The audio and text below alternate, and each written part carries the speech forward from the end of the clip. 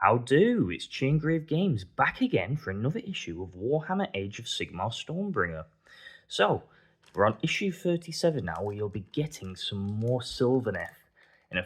In fact, you'll be getting a Sylvaneth warband for Underworld. Yeah, one of the warbands, and you'll be getting a little dry brush. You can just see there. Bit less of that. Let's get into the magazine. So, let's.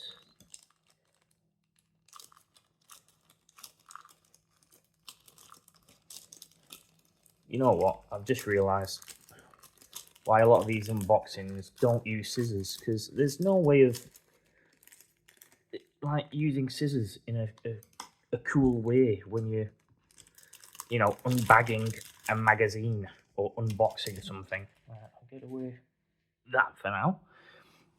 And let's have a look at the magazine. It looks like there's another section you get on the back. Well, that's your brush, which is other way around. A Citadel Colour STC small dry brush. Right. Okay, there you go. That's your brush. And then you've got these sprues. So I'll zoom in. We can have a look at these sprues together. With the Underworld's warbands, all the bases come, pre-molded, which is a nice touch. And you can use these in Age of Sigmar, not just Underworlds, which is nice because some of these little characters in here look really cool. Let's have a look when this was 2019, is it? 2019? I think it is. Come on, help me help you. 2019, I'm going to say, yeah. Sorry about the blur. But yeah, lovely sprue. Lovely little character minis, which if you didn't want to run them as the Underworld's warband, I guess you could convert them into like unique characters for your tree revenants and your spite revenants. I think one of the characters is actually meant to be a branch witch.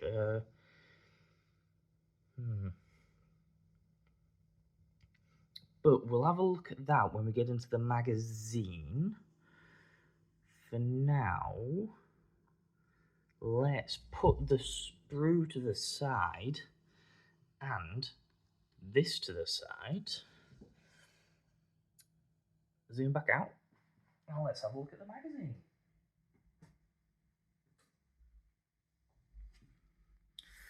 Straight away, go in. See, you can look at what these skulls look like. You've got a little one with a bow, one with a big sword, and some horns. I think that's meant to be like your mage, like your branch witch, and one with a big battle axe, halberd kind of thing. But yeah, let's get into the magazine because there's something on the back to have a look at as well. So, in this magazine, you'll be reading about Spearhead Part 4. Armies of Death.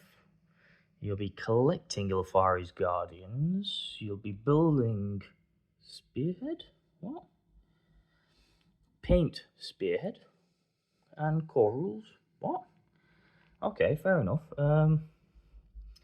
Spearhead is the short story though, isn't it? So is this a typo? Let's have a look. That's the short story. There's your Ilfari's Guardians. Life from Death. And then you get the names. Oh yeah, Ilfari, Grafalgan, Skafhalala, and Hashhalala. Yeah, easy to pronounce names. For the literate anyway. Yeah, so how to build your Ilfari's Guardians, right? So you're building Ilfari. How to play. So yeah, that's a typo at the front because it's just said Spearhead multiple times for some reason. Spearhead. And then Spearhead. Fair enough. Alright, Hachette, maybe keep an eye on your, your printing and stuff like that. Who's proofreading this? I mean, here's your painting guide anyway. More rules, of course. Straight from the core rule book. And then, allegiance abilities. Allied units. To use allegiance abilities, the models in your army to be from the same faction, such as Stormcast Eternals or Gloomspite Gits. However, you can include allied units and still use allegiance abilities when playing games from Stormbringer. You can always use your faction's allegiance abilities no matter how many allied units you have in your army. Which means you can have your Stormcast and your Sylvaneth all together. And you can have your Orc Warclans and your Gloomspite Gits all together. And you can have your... as long as they're from the Order, then you're good. And in Stormbringer, you'll be getting split between two. You'll be getting one whole side of Order, which is your Stormcast, your Sylvaneth, your Caradron Overlords. I think that's it. Might be one more. Can't remember off the top of my head. And on the other side, you're getting Destruction, which is your Gloomspite Gits, your Iron Jaws, and your Cruel Boys. Oh, and I think you get a few Orgrimmar tribes. I'm not sure. Anyway, so here we go. Here's the War Scroll for Ilfari, so you can use her in Age of Sigmar. So 5-inch move, 5 wounds, 7 bravery, and a 5+ save.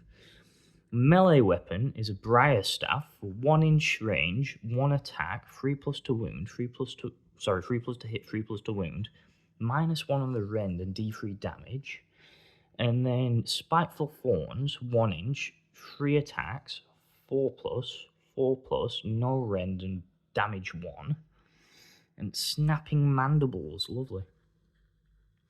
For 1-inch range, 1 attack, 4+, 1 on the rend, and 1 damage. And then you get Ilfari's Guardians, so again, movement of 5-inch to keep them all in unit coherency pretty much.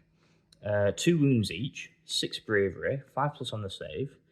Missile weapon is a Revenant Bow with a 24-inch range, 2 attacks, 4+ to hit, 3+ to wound, -1 on the rend, and 1 damage.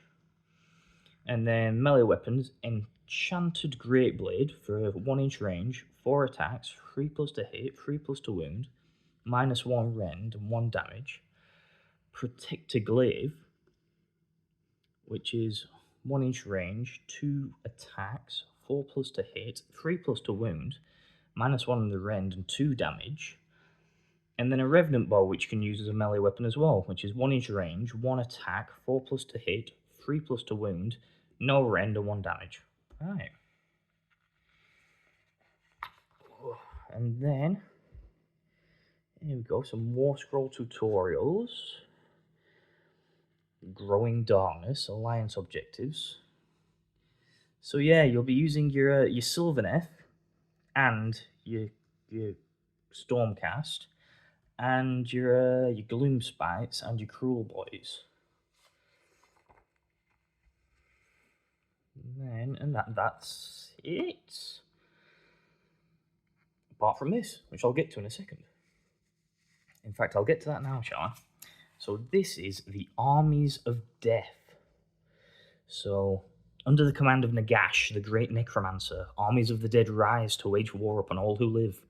They fight to bring a sterile order to the realms. The Necrotopia, a silent empire in which no living being remains and all are bound to the will of Nagash. Lovely. And then a pull-out, which shows you all of the... oh, look at that. That's very nice. So you're getting... There's your Orgrimmar tribes at the bottom there. You're getting Nagash. Soul Blight Gravelords. These are the vampires. It really is just Soulblight Gravelords, it looks like. Oh, it is some, what do you call it? What's the ghosty faction called? I always forget. These are, what do you call it? Flesh Eater Courts. Sorry, blooming heck. Bloody hell. My brain today, really. But that's about it for that pull-out. Oh, you got an Ossiarch Bone Reaper there as well. See, I remember some of them. It's just the ghosty ones I can never remember. What the bloody hell are they called? Tell me in the comments if you want, so I can try and remember. Bloody hell. But that is that, and that is the magazine. So, in the next issue, issue 38, we'll be getting some Vindictors, and then in issue 39, we'll be getting some paints.